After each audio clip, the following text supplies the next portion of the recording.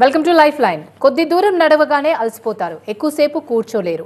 మరి దీనికి joint pain, back pain కూడా కారణం. మరి జాయింట్ పెయిన్, బ్యాక్ పెయిన్ రావడానికి కారణాలు ఏంటి, ట్రీట్మెంట్ విధానం గురించి తెలియజేయడానికి హోమియోకేర్ ఇంటర్నేషనల్ నుంచి డాక్టర్ అర్చన మనతో పాటు ఉన్నారు. వారిని అడిగి మరిన్ని వివరాలు తెలుసుకుందాం. Welcome to lifeline doctor గారు. Thank you. చాలా దూరం నడవలేరు, అలసిపోతూ ఉంటారు. యంగ్స్టర్స్ అయినా ఆ పరిస్థితి ఉంది, ఎందుకంటారు? అంటే అది ఫిజియోలాజికల్గా అయ్యుండొచ్చు, లేకపోతే పెథలాజికల్గా కూడా 2 కండిషన్స్ ఉంటాయి. ఫిజియోలాజికల్గా తీసుకుంటే ఏంటంటే ఒబేసిటీ, అంటే అధికంగా బరువు ఉన్న వాళ్ళలో కూడా మనకి అంటే కొంత దూరం నడిచిన వెంటనే అలసట రావటం, లేకపోతే ఈ జాయింట్స్లలో నొప్పి రావటం, లేకపోతే నడవాలని అనిపించకపోవటము, విపరీతమైన నీరసం, వీక్నెస్ అనేది రావటం, obesity is one factor. Second thing వచ్చేసరికి ఏంటంటే నార్మల్గా పెథలాజికల్గా తీసుకుంటే ఎస్పెషల్గా నడవలేకపోవడానికి రీజన్స్ ఈ ఏజ్ వల్ల వచ్చే వేరియంటేర్ ఇన్ ద జాయింట్స్ కావచ్చు, లేకపోతే యాక్సిడెంటల్ ఇంజురీస్ కావచ్చు, లేకపోతే నార్మల్గా విటమిన్ డి తక్కువ ఉన్నా కానీ, లేకపోతే కాల్షియం తక్కువ ఉన్నా కూడా, B12 తక్కువగా ఉన్నా, ఈవెన్ పొటాషియం తక్కువగా ఉన్నా కూడా మనకి బోన్కి అందాల్సినంత స్ట్రెంథనింగ్ అనేది సరిగా లేకపోవటం వల్ల కూడా ఈజీగా ఫెటీగ్ అవ్వడము, ఈజీగా నీరసించిపోవటము, కొంత దూరం నడిచిన కాళ్ళలో నొప్పులు, నడుములో నొప్పులు రావడం అనేది గమనిస్తూ ఉంటాం. ఇంకొక రకంగా చెప్పాలి అంటే నార్మల్గా అమ్మాయిల్లో వచ్చే ఈ హార్మోనల్ ఇష్యూస్ వల్ల కూడా కావచ్చు, PMS సిమ్టమ్స్ అంటే మనకి మెన్సెస్కి ముందు కూడా, తర్వాత మెన్సెస్ తర్వాత కూడా ఒక 2-3 డేస్ మనకి బ్యాక్ పెయిన్ అనేది ఉండటం, దానివల్ల కొంచెం నీరసంగా నడవలేకపోవడం కూడా ఒక రీజన్ ఉంటుంది. అండ్ ల్యూకోరియా లాంటి కండిషన్స్ కానీ, పోస్ట్ C సెక్షన్స్ అంటే సిజేరియన్ సెక్షన్ అయిన వాళ్ళలో కూడా మనకి కొంతవరకు బ్యాక్ పెయిన్స్ రావడం, దానివల్ల అది ఎక్కువ రోజులుగా ఉండటం వల్ల కూడా మనకి నడకలో కొంత ఇబ్బంది అనేది ఉంటుంది. ఇది కాకుండా సెడెంటరీ హ్యాబిట్స్, అంటే అస్సలు శారీరక శ్రమ అనేది లేకపోవటం వల్ల ఒకేసారి నడవాలి అంటే కూడా వాళ్ళకి అలవాటు లేక కూడా మనకి జాయింట్స్లో నొప్పి రావటం, దానివల్ల నడక అనేది లేకపోవటం అనేది కూడా చూస్తూ ఉంటాం. కాబట్టి ఇవన్నీ మేజర్ ఫ్యాక్టర్స్. ఇప్పటిలో అంటే ఒకప్పుడు 70s 80sలో కనిపించేది కాస్త ఇప్పుడు 30 దాటిన తర్వాతనే మనకి ఎక్కువగా ఈ సమస్య అనేది గమనిస్తూ ఉన్నాం. సో దానికి మెయిన్ రీజన్ ఒకటి సెడెంటరీ హ్యాబిట్స్ అయితే, life style is a factor one thing. Second thing మానసిక ఒత్తిడి ఎక్కువగా ఉండటము, తర్వాత శారీరక శ్రమ లేకపోవటం వల్ల కావచ్చు, ఈ హార్మోనల్ ఇష్యూస్ వల్ల కావచ్చు, బరువు అనేది విపరీతంగా పెరిగిపోవటం కూడా కండిషన్, తీసుకునే ఆహారం సమతుల్యంగా ఉందా లేదా అన్న అవగాహన లేకుండా ఇష్టం వచ్చినట్టుగా జంక్ కానీ, processed food, refined sugars, refined carbohydrates ఇలా ఎక్కువగా తీసుకోవటం వల్ల కూడా మనకి తొందరగానే జాయింట్స్లలో ఈ వేరియంటేర్ జరగటం, ఇన్ఫెక్షన్కి గురయ్యి, ఇన్ఫ్లమేషన్కి గురయ్యి మనకి ఆర్థరైటిస్ ఎర్లీ స్టేజెస్లో కనిపిస్తూ ఉందండి. చాలా మందికి నడుము నొప్పితో కూడా బాధపడుతుంటారు. అది నడుము నొప్పి తెలీదు, అండ్ కిడ్నీ ప్రాబ్లం అని కూడా కొంతమంది అనుకుంటూ ఉంటారు. అయితే ఈ నడుము నొప్పి మళ్ళీ మిగతా జాయింట్ పెయిన్స్ కూడా రిఫ్లెక్ట్ అవుతుందంటారా? అంటే నడుము నొప్పి వచ్చిన ప్రతిసారి జాయింట్స్లో ఇష్యూ ఉంటుందని ఏమీ అనలేము. అంటే చాలా కండిషన్స్లో కూడా నడుము నొప్పి అనేది ఉంటుంది వితౌట్ జాయింట్ ఎఫెక్టెడ్ కాకుండా కూడా.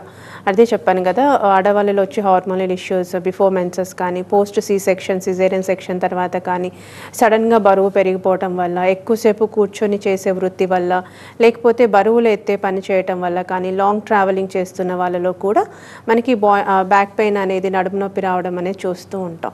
కొన్నిసార్లు సడన్గా విటమిన్ డి అనేది బ్లడ్లో తగ్గిపోవటము, లేకపోతే కాల్షియం టు ద బోన్స్ అనేది ప్రాపర్గా అందకపోవటం, రక్త ప్రసరణ టు ద బోన్ సరిగా లేకపోవటము, ఏదైనా పోస్ట్ వైరల్ ఇన్ఫెక్షన్స్, ఇప్పుడు డెంగ్యూ కానీ, చికెన్ గున్యా లాంటి వైరల్ ఫీవర్స్ తర్వాత కూడా మనకి కొంతమందిలో ఈ వీక్నెస్ వల్ల కూడా బ్యాక్ పెయిన్ అనేది వస్తూ ఉంటుంది. సో ప్రతి బ్యాక్ పెయిన్ని మనము జాయింట్స్లో ఇన్ఫ్లమేషనో, ఇన్ఫెక్షనో, వేరెంటేరో, టెండనైట్ ఇలాంటివి ఉంటుందని ఖచ్చితంగా చెప్పలేము.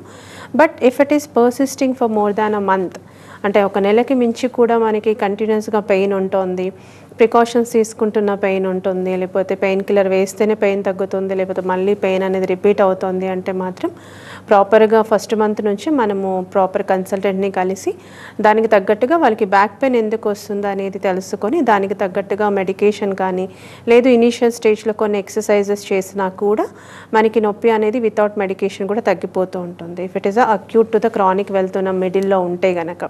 బట్ జాయింట్స్లో చాలా వరకు వేరియంటేర్ వచ్చేసింది, already degeneration, disc bulge, desiccation, herniation, ligamental tear, లేకపోతే యాన్యులర్ ఫిషర్స్, నర్వ్ కంప్రెషన్స్ ఇలా ఏమున్నా కూడా మనకి లాంగ్ టర్మ్లో ట్రీట్మెంట్ అనేది అవసరం పడుతుంది. బ్యాక్ పెయిన్ అనగానే చాలా మందికి ఫస్ట్ గుర్తొచ్చేది ఇంట్లో ఉన్న బామ్. బామ్ తీసుకుంటారు, నెక్స్ట్ నడుముకి టైప్ చేసే బెల్ట్ కట్టుకుంటూ ఉంటారు. అలా డాక్టర్ని కన్సల్ట్ చేయకుండా అలా చేయడం ఎంతవరకు కరెక్ట్ అంటారు? కరెక్ట్ కానే కాదు. అంటే బామ్స్ యూస్ చేయడం అక్యూట్ పెయిన్స్లో అది ఎక్స్టర్నల్గానే కాబట్టి ఎప్పుడైనా మరీ ఇబ్బంది పెడుతున్నప్పుడు అక్యూట్ పెయిన్ వస్తున్నప్పుడు బామ్స్ యూస్ చేయడం పెద్దగా అంటే వద్దు అని అయితే ఏమి చెప్పాము. ఎప్పుడైనా యూజ్ అవుతుంది అన్నప్పుడు పెట్టుకోవచ్చు అండి. బట్ ఆ బామ్ ఎంతవరకు వాళ్ళకి అవసరం పడుతుంది అంటే త్రూ అవుట్ ద మంత్ పెట్టాల్సి వస్తుందా, లేకపోతే ఒక ఎలిమెంట్ ఫ్యాక్టర్ ఉన్నప్పుడు అది పోయినంత వరకు పెట్టుకోవాల్సి వస్తుందా, ఎప్పటికీ పెట్టుకోవాల్సి వస్తుందా అనేది ఫ్యాక్టర్. అంటే మోర్ దాన్ అ మంత్ రెగ్యులర్గా పెట్టుకుంటున్నా కూడా తగ్గట్లేదు, జస్ట్ పాసిఫికేషన్ వస్తుందంటే మాత్రం మనం కొంచెం దాన్ని సీరియస్గా తీసుకోవాలి ఈ రోజుల్లో. ఎందుకంటే చాలా మందిలో ఈ back pains especially lumbar spondylitis కానీ సయాటికా కేసెస్ చాలా ఎక్కువ మోతాదులో వినబడతా ఉన్నాయి. ఈవెన్ 30s కాదు, ఈవెన్ 25-26 ఇయర్స్ తర్వాత కూడా ఒబీస్ ఉన్న వాళ్ళలో కానీ ఎక్కువగా sedentary habits, life style modifications చేసుకోలేని వీళ్ళలో చాలా మందిలో కనిపిస్తూ ఉంది. కాబట్టి మనకి ఇనీషియల్ స్టేజ్ నుంచి దాన్ని గుర్తించి ప్రాపర్ ట్రీట్మెంట్ అనేది తీసుకుంటే పర్మనెంట్గా డిజబిలిటీ రావటం కానీ లాంగ్ టర్మ్ ట్రీట్మెంట్స్ అవసరం అనేది లేకుండా ఉంటుంది. కాబట్టి మనకి బ్యాక్ పెయిన్ ఎందువల్ల వస్తుంది, ఎంతవరకు మెడికేషన్ వాడుతున్నాము, వాడితే ఎన్ని రోజులు తగ్గుతోంది, మళ్ళీ ఎప్పుడు రిపీట్ అవుతుందని చూడాలి. So external application of any pain killers or internal intake of any pain killers is not at all suggestable in the long term. If it is an acute అంటే ఎప్పుడో అవసరం పడుతుంది, ఎగ్జర్షన్ ఉన్నప్పుడే అవసరం పడుతుంది అంటే they can take it off అని, but not in long run. Okay, అంటే సెడెంటరీ లైఫ్ స్టైల్ కావచ్చు, మీరు ఇందాక చెప్పినట్టు ఎక్కువగా ఫోన్స్ చూడడము, ఎక్కువగా టీవీల ముందు కూర్చోవడం, సిస్టమ్స్ ముందు కూర్చోవడంతో చిన్నపిల్లలు కూడా పెద్దవాళ్ళకి వచ్చేవి అన్నీ కూడా చిన్నపిల్లలకి జువెనైల్కి కూడా వస్తున్నాయి. ఎందుకంటారు? జువెనైల్లో వస్తుందంటే ఈ మధ్యకాలంలో జువెనైల్ ఆర్థరైటిస్ అనే ఒక కండిషన్ వల్ల కావచ్చు, లేకపోతే వాళ్ళలో ఇన్ఫ్లమేషన్ ఫ్యాక్టర్స్ ఎక్కువగా ఉండటం, అంటే ఈ హోమోసిస్టిన్ లెవెల్స్ ఎక్కువ ఉండటం, ఇంటర్ల్యూకిన్స్ అనేది ఎక్కువ ఉండటం, సిఆర్పి లెవెల్స్ అనేది ఎక్కువ ఉన్నప్పుడు మనకి బాడీలో ఇన్ఫ్లమేషన్ అనేది పెరుగుతోందనే ఒక నిర్ధారణకు వస్తూ ఉంటాం. సో యూజువల్గా ఇవేంటంటే post inflammatory conditions like any bacterial or any viral infections like నార్మల్గా వచ్చే ఫీవర్స్లో కూడా మనకి పెరుగుతూ ఉంటాయి కొన్ని రోజుల వరకు. కానీ అది పర్మనెంట్గా అంతే లెవెల్స్లో ఉంటుందా, లేకపోతే ఆ ఇన్ఫ్లమేషన్ బాడీలో చిన్నపిల్లలు వచ్చిన తర్వాత కొన్ని రోజులు పెరిగి మళ్ళీ నార్మలైజ్ అవుతుందా అనేది చూసుకోవాలి. కొన్ని రోజులు పెరిగి నార్మలైజ్ అయితే పెద్దగా వరీ అవ్వాల్సిన అవసరం లేదు. But it if is a persisting condition డెఫినెట్గా దానికి ప్రాపర్ డాక్టర్ని కన్సల్ట్ అవ్వాల్సిందేనండి. ఎందుకంటే చిన్నపిల్లలు దాదాపుగా జాయింట్ పెయిన్స్ రావటం కానీ ఇలాంటివి అసలు రాకూడదు. ఒకవేళ వస్తున్నాయి అంటే వాళ్ళు తినే ఆహారంలో ఏమైనా చేంజెస్ చేయాల్సిన అవసరం ఉంటుంది. ఎందుకంటే కొంతమందికి ఇప్పుడు పుట్టిన వెంటనే మదర్కి సరిగా అంటే బ్రెస్ట్ ఫీడింగ్ అనేది లేకపోయి ఉండొచ్చు. సో వాళ్ళు బాటిల్ ఫీడింగ్లో ఉంటారు ఫ్రమ్ ద ఫస్ట్ మంత్ నుంచి కూడా. సో అలా వాళ్ళకి ఏంటంటే ఇమ్యూనిటీ అనేది ప్రాపర్గా ఉండదు, మదర్ మిల్క్లో ఉండే న్యూట్రియంట్స్ అనేది బేబీకి అందదు. కాబట్టి ఒక సర్టెన్ పాయింట్ ఆఫ్ టైంలో అంటే first year second year of age group నుంచి వాళ్ళకి ఆ జాయింట్ పెయిన్స్, మజిల్ స్పాజమ్స్ ఇవన్నీ వస్తూ ఉంటాయి. సో అలాంటి కండిషన్స్లో ప్రాపర్గా బేబీకి కాల్షియం వెళ్తోందా, విటమిన్ డి అనేది ఏదైనా in the format of the ఫుడా, సిరపా, లేకపోతే నార్మల్ సన్ రైస్ వలన అనేది ఖచ్చితంగా చూసుకోవాల్సి ఉంటుంది. వాళ్ళు ఎంత రికరెంట్గా జాయింట్ పెయిన్స్ అని చెప్తున్నారు, ఎంత రికరెంట్గా వాళ్ళకి నొప్పులు వస్తున్నాయి, ఎక్కడ వస్తున్నాయి, ఏ లొకేషన్లో వస్తున్నాయి, ఎంత సివియారిటీగా వస్తుంది, దేని తర్వాత వస్తుంది, ఎప్పుడు తగ్గుతుంది అనేది ఒక పేరెంట్స్గా వాళ్ళు ఒక నిర్ధారణకి వచ్చిన తర్వాత దానికి తగ్గట్టుగా ఇఫ్ నీడెడ్ అవసరం అనుకుంటే ట్రీట్మెంట్ అనేది స్టార్ట్ చేయాలి. లేదు అంటే కనుక ఫస్ట్ ఫుడ్లోనే చిన్నపిల్లల విషయానికి వస్తే ఫుడ్లో చేంజెస్ చేసుకోవాలి. మినిమంగా వాళ్ళకి కూడా వాళ్ళ బిఎంఐకి తగ్గట్టుగా వాటర్ కన్జంప్షన్ అనేది ఇవ్వాలి. ఈ ప్యాక్డ్ ఫుడ్ చాలా రోజులుగా ప్రిజర్వ్ చేసిన ఫుడ్ కానీ ఫ్రోజన్ ఫుడ్ కానీ చాలా వరకు తగ్గించుకుంటూ ఉండాలి. అట్ ద సేమ్ టైం ఎక్కువగా మనకి ఈ బయట ఫుడ్ తీసుకోవడము, స్ట్రీట్ ఫుడ్ తీసుకోవడం అనేది తగ్గించాలి. డీప్గా ఫ్రై చేస్తున్న ఐటమ్స్ అనేది తగ్గిస్తూ ఉండాలి. ఎంతసేపు వాళ్ళకి ఫ్రెష్గా ఇచ్చే వెజిటేబుల్స్ కానీ ఫ్రెష్గా ఇచ్చే ఫ్రూట్స్ కానీ రెగ్యులర్గా ఇస్తూ, నాన్ వెజ్లో ఎస్పెషల్గా ఫిష్లో కావచ్చు, తర్వాత మనకి బాయిల్డ్ ఎగ్ రెగ్యులర్గా ఇవ్వటము, తర్వాత నట్స్ కానీ లెగ్యూమ్స్ కానీ ఇలా ఇస్తే కూడా ఎక్కువగా rich in calcium and vitamin D and iron ఉంటుంది. కాబట్టి that is definitely helps to the kids అంటే. బట్ అవి ఇచ్చిన తర్వాత కూడా మనం బ్లడ్ ఇన్వెస్టిగేషన్స్ చేసిన తర్వాత ఎవ్రీథింగ్ ఈజ్ నార్మల్ అంటే కంట్రోలే ఉంది, but still they are getting in to the same complaints అంటే మాత్రం కొన్ని ఇన్వెస్టిగేషన్స్ ఉంటాయి. ఇప్పుడు నేను చెప్పినట్టుగా హోమోసిస్టిన్ ఒకటి, థైరాయిడ్ ప్రొఫైల్ ఒకటి, తర్వాత థైరాయిడ్ అంటే వాళ్ళు ఏమైనా బరువు పెరగడం వల్ల వచ్చిందని చూసుకునేటప్పుడు థైరాయిడ్ చేయిస్తాం. చిన్నపిల్లలకి థైరాయిడ్ వస్తుందా అంటే వస్తుంది. ఎస్, ఈ రోజుల్లో చిన్నపిల్లలు కాదు ఎవరికైనా వస్తుంది. కాబట్టి టు రూల్ అవుట్ ఒకసారి థైరాయిడ్ చేపిస్తాం, సిఆర్పి లెవెల్స్ చేపిస్తూ ఉంటాము, ఈఎస్ఆర్ లెవెల్స్ చేపిస్తాం, ఎంత ఇన్ఫెక్షన్ అనేది ఉంది, కాల్షియం ఎంత ఉంది, విటమిన్ డి ఎంత ఉంది, B12 ఎంత ఉంది. At the same time if needed RA factor లాంటివి కానీ, ఈ auto immunes like ankylosing spondylitis కానీ, depends on their joint and ఎంత సివియారిటీగా వస్తుంది, వాళ్ళ యొక్క లక్షణాలని బట్టి ఏ ఇన్వెస్టిగేషన్ చేయాలనేది ఒక బేబీ నుంచి ఇంకో బేబీకి డిఫర్ అయ్యి ఉంటుందండి. ఓకే, ఈ కీళ్ళ నొప్పులు రావడానికి కారణం ఏంటంటారు డాక్టర్ గారు? అంటే కీళ్ళ నొప్పులు అంటే వన్ థింగ్ బేసికలీ ఏజ్ వల్ల మనకి బాడీలో చేంజెస్ వస్తూ ఉంటాయి. కాబట్టి గుజ్జు అనేది అరిగిపోవటం, ఎక్కడైనా కూడా డీజనరేషన్ అనేది స్టార్ట్ అవుతుంది. సో ఆ డీజనరేషన్ వల్ల మనకి మైల్డ్గా పెయిన్ రావటం, నెలలో 2-3 సార్లు రావటం. ఇట్లా ఫర్ ఎగ్జాంపుల్ మోకాలు అరిగిపోయాయి అనుకోండి, మెట్లెక్కి దిగేటప్పుడు ఇనిషియల్గా పెయిన్ వస్తూ ఉంటుంది. కొంతమందికి మెట్లు ఎక్కేటప్పుడు పెయిన్ ఉండదు, దిగేటప్పుడు పెయిన్ ఉంటుంది. కొంతమందికి రివర్స్గా ఉంటూ ఉంటుంది. కొంతమందికి ఎక్కువసేపు కూర్చొని లేసినప్పుడు పెయిన్ ఉంటుంది. తర్వాత కంటిన్యూస్గా మూమెంట్ ఇస్తున్నప్పుడు పెయిన్ తగ్గుతూ ఉంటుంది.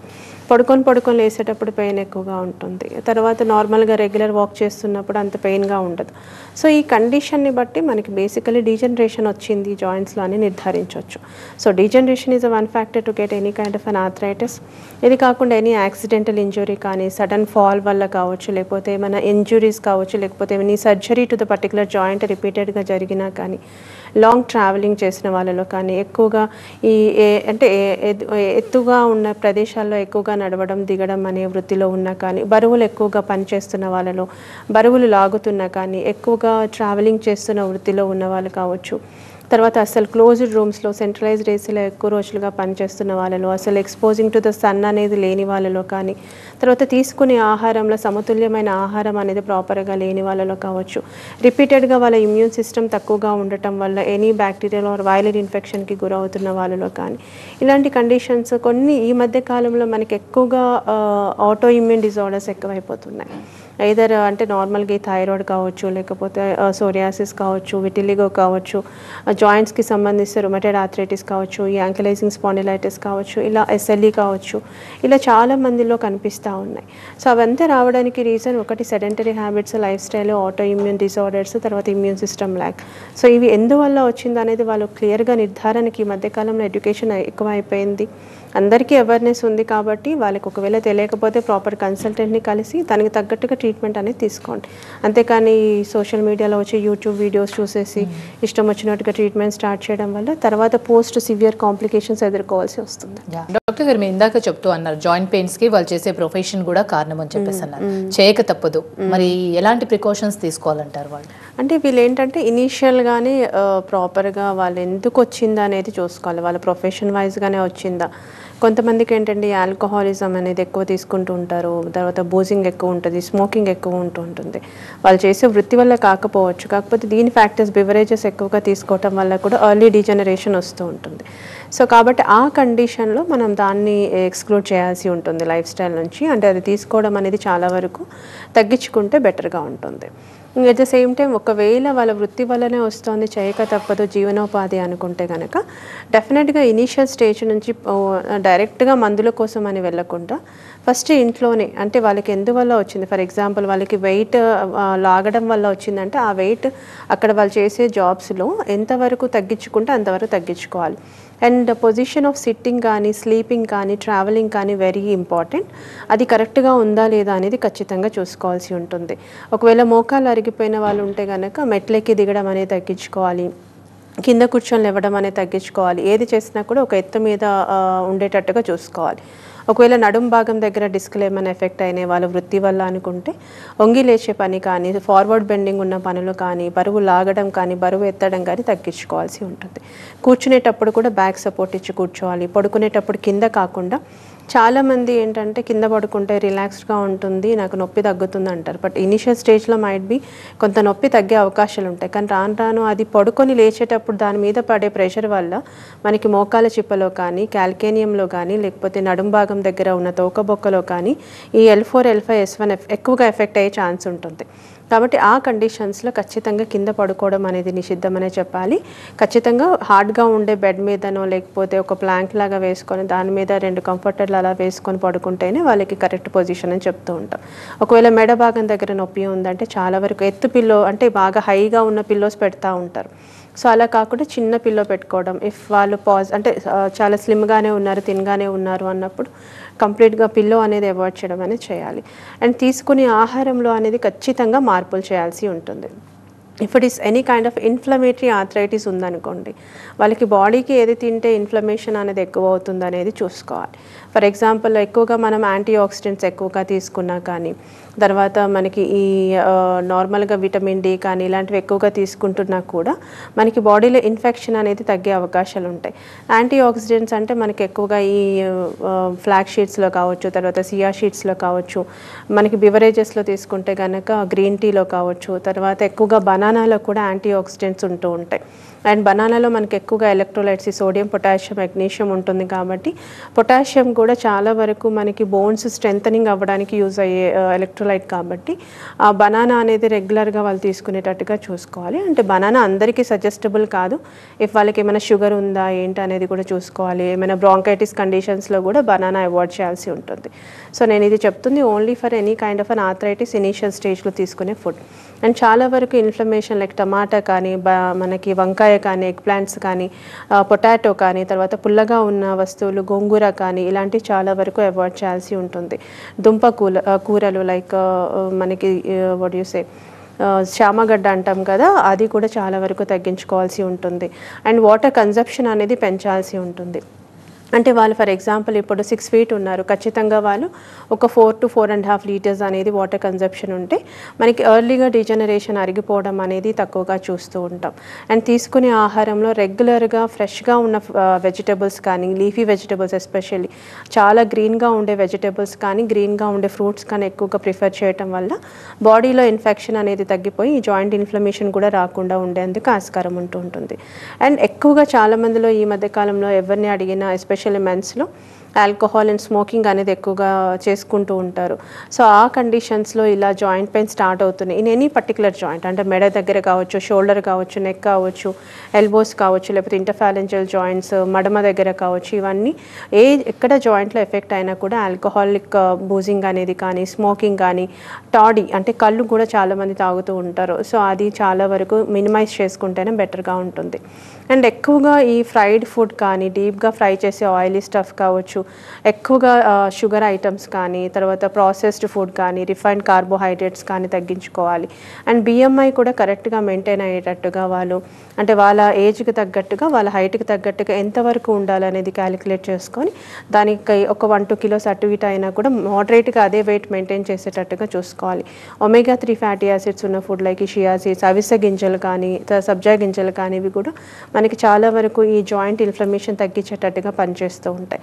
సో ఇవన్నీ చేస్తూ మానసిక ఒత్తిడికి దూరంగా ఉండి ప్రాపర్గా 6 to 7 hours అనేది ప్రాపర్ స్లీప్ కనుక ఉంటే, ఒక ½ an hour ఎవ్రీడే ఎక్సర్సైజ్ అనేది చేస్తే కనుక మనకు ఎర్లీగా వచ్చి 30s 35sలో వచ్చే జాయింట్స్ ఇన్ఫ్లమేషన్ కనుక ఒక 67-65 వరకైనా ఎక్స్టెన్షన్ అయ్యే వరకు ఉంటుంది. ఒకవేళ అప్పుడు వచ్చినా కూడా తట్టుకునే శక్తి మనం ఇవన్నీ చేస్తూ ఉంటాం కాబట్టి మరి డైరెక్ట్గా సర్జరీల వరకు వెళ్ళకుండా, ఓవర్ మెడికేషన్ వరకు వెళ్ళకుండా, లాంగ్ టర్మ్ మెడికేషన్ వరకు వెళ్ళకుండా చిన్న చిన్న మెడికేషన్తోనే తగ్గిపోతుంది. ఇంకొకటి డైరెక్ట్గా పెయిన్ కిల్లర్స్, స్టిరాయిడ్స్ వరకు వెళ్ళకుండా న్యాచురల్ మెడికేషన్స్ అనేటువంటి పర్మనెంట్ ట్రీట్మెంట్ ఇచ్చే హోమియోపతి మెడికేషన్స్ వాడుకుంటే మీకు ఇనిషియల్ స్టేజ్ నుంచి కూడా ఇంప్రూవ్మెంట్ అనేది స్టార్ట్ అవుతుంది, కాంప్లికేషన్స్ వరకు వెళ్ళదు. అండ్ జాయింట్ ఇన్ఫ్లమేషన్ మల్టిపుల్ జాయింట్స్కి ఎఫెక్ట్ కాకుండా ఉంటుంది, సర్జరీ వరకు వెళ్ళాల్సిన అవసరం లేకుండా కూడా ఉంటుంది.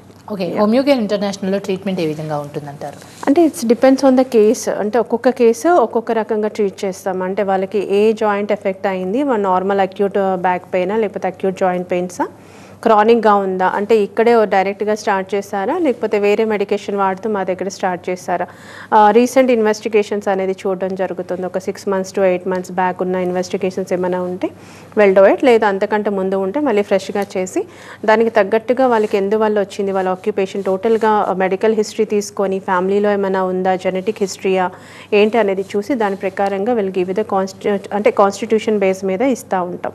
సో ఒక్కొక్క పేషెంట్కి ఒక్కొక్క రకమైన ట్రీట్మెంట్ అనేది ఉంటుంది. ఈవెన్ దో హోమియోపతి ఇచ్చినప్పటికీ కూడా వాళ్ళ యొక్క హిస్టరీని బట్టి మనకి మెడికేషన్ అనేది హోమియో కేర్లో మారుతూ ఉంటుంది. Depends on case and depends on joint affection, depends on single జాయింటా మల్టిపుల్ జాయింట్ ఎఫెక్ట్ అయిందా అనే దాన్ని బట్టి కూడా మనకి హోమియోపతిలో ట్రీట్మెంట్ ఉంది. ఎలాంటి కండిషన్ అయినా, ఫర్ ఎగ్జాంపుల్ ఇప్పుడు ఆర్ఏ ఫ్యాక్టర్ మోర్ దాన్ 200-300 ఉన్న కేసెస్ కూడా ఉంటూ ఉంటాయి. అలాంటి వాళ్ళకి కూడా మెల్లమెల్లగా స్టెరాయిడల్ కన్సంప్షన్ అనేది తగ్గిస్తూ ఓన్లీ హోమియో మీదనే ఉంటూ కంప్లీట్గా స్టెరాయిడ్స్ని, పెయిన్ కిల్లర్స్ని మొత్తం జీరో చేస్తూ ఆర్ఏ లెవెల్స్ని కూడా నార్మలైజ్ చేసిన కేసెస్ ఉంటూ ఉన్నాయి. సో కాబట్టి దానిలో ఏంటంటే ఫస్ట్ మనకి మెడికేషన్ ఇంత ఇంపార్టెంట్, డాక్టర్ చెప్పిన అడ్వైజెస్ కానీ డూస్ అండ్ డోంట్స్ కానీ ప్రాపర్గా చేస్తే మేము చెప్పిన పీరియడ్లోనే మనకి కంప్లీట్గా రికవరీ అనేది ఉంటుంది. కొన్ని మొండి కేసెస్ ఉంటాయి, ఒక 10-15% of the cases will be like highly risky ఉంటుంది, ఎంత ట్రీట్మెంట్ ఇచ్చినా కూడా అక్కడే ఉంటాయి. సో అలాంటి వాటికి కొంత టైం తీసుకునే అవకాశాలు ఉంటుంది. టైం తీసుకున్నా కూడా ఒక 50-60% తగ్గుతూ ఉంటుంది. రిమైనింగ్ థింగ్ అనేది మెయింటైన్ చేస్తూ పోవాలి. అది depends on their age factor కావచ్చు, వాళ్ళ యొక్క జాబ్స్ని బట్టి కావచ్చు, వాళ్ళ యొక్క మెంటల్ కండిషన్, స్ట్రెస్ లెవెల్స్ని బట్టి, ఒబేసిటీని బట్టి, వెయిట్ని బట్టి, తర్వాత వాళ్ళకున్న అదర్ ఆటో ఇమ్యూన్ డిజార్డర్స్ ఉన్నాయా లేదా అనే దాన్ని బట్టి, బీపీ, షుగర్, థైరాయిడ్, కొలెస్ట్రాల్ ఇవేమైనా ఉన్నాయా, జెనెటిక్గా హిస్టరీ ఎంతవరకు ఉంది అనే దాన్ని బట్టి కూడా మాడ్యూల్ చేస్తూ ఉంటాం. సో ఎలాంటి కండిషన్ అయినా, either it might be osteo arthritis, rheumatoid arthritis, lupus కావచ్చు, ఎస్ఎల్ఈ కావచ్చు, యాంకలైజింగ్ స్పాండిలైటిస్ కావచ్చు, లైక్ ఈ రోజుల్లో చాలా మందిలో గౌటీ ఆర్థరైటిస్ కూడా బాగా వినబడుతోంది. ఎస్పెషల్లీ మెన్స్లో మనకి ఆల్కహాల్, స్మోకింగ్, నాన్ వెజిటేరియన్ ఎక్కువగా తీసుకుంటున్న వాళ్ళలో మనకి ఎక్కువగా యూరిక్ యాసిడ్ లెవెల్స్ పెరిగిపోయి గౌటీ కనబడతా ఉంది. సో అది లాంగ్ టర్మ్ ట్రీట్మెంట్ తీసుకుంటూ ఉంటారు. అలా ఏం లేదు, వితిన్ 6 to 8 monthsలోనే కంప్లీట్గా జీరో చేయొచ్చు, మెడికేషన్ అవసరం లేకుండా మీకు ఆ గౌటీ పెయిన్ అనేది కంప్లీట్గా జీరో అవుతూ అదర్ ఇన్ఫ్లమేషన్, జాయింట్స్ అనేది ఎఫెక్ట్ కాకుండా కూడా హోమియోపతి మెడికేషన్స్ ఉంటాయి. అంటే ఒక నార్మల్గా మీ దగ్గరికి వచ్చే వాళ్ళకి ఎంత టైం పడుతుందంటే 6 months పడుతుందా, 1 year పడుతుందా ట్రీట్మెంట్ మొత్తం కంప్లీట్ కావడానికి? అది డిపెండ్స్ ఆన్ ద కేస్. ఇంకా ఇప్పుడు ఆస్టియో ఆర్థరైటిస్ అనుకోండి, మనం ఒక 6 months to 8 months చెప్తాం. అదే రొమటైడ్ ఆర్థరైటిస్ అనుకోండి, కొంత లాంగ్ టర్మ్ ట్రీట్మెంటే ఉంటుంది, 2 years పట్టవచ్చు, 3 years కూడా పడుతున్న కేసెస్ ఉంటూ ఉన్నాయి. ఎందుకంటే అదర్ సిస్టమ్ ఆఫ్ మెడికేషన్స్లో it takes a lifetime medication అని చెప్తా ఉంటారు. బట్ అలా కాకుండా ఇనీషియల్గానే మా దగ్గరికి వస్తే ఏంటంటే మేము చెప్పిన 2 to 3 yearsలోనే రొమటైడ్ ఆర్థరైటిస్కి కూడా చాలా వరకు నార్మలైజ్ చేస్తూ, అండ్ దీనిలో ఏంటంటే జాయింట్స్తో పాటుగా ఆర్గాన్ డ్యామేజ్ కూడా ఉంటుంది కాబట్టి అది కూడా కాకుండా కాంప్లికేటెడ్ స్టేజ్ వరకు వెళ్లకుండా, జాయింట్ డిఫార్మిటీ, పర్మనెంట్ డిజేబిలిటీ కాకుండా మనకి మెడికేషన్ ఉంటుంది. సో ఎంత టైం పడుతుంది అనేది మాత్రం డిపెండ్స్ ఆన్ ద కేసుని బట్టి ఉంటుంది, వాళ్ళ ఏజ్ని బట్టి కూడా ఉంటుంది. అంత ఎర్లీగా మా దగ్గరికి వచ్చారనే దాన్ని బేస్ చేసుకొని ఇస్తాం. కాబట్టి ఎలాంటి కేసు అయినా కూడా దాదాపుగా అంటే 80 to 90% అయితే సక్సెస్ రేట్ అనేది ఉందండి. Right, thank you so much. ఇది ఇవాల్టి లైఫ్ లైన్. చూస్తూనే ఉండండి TV9.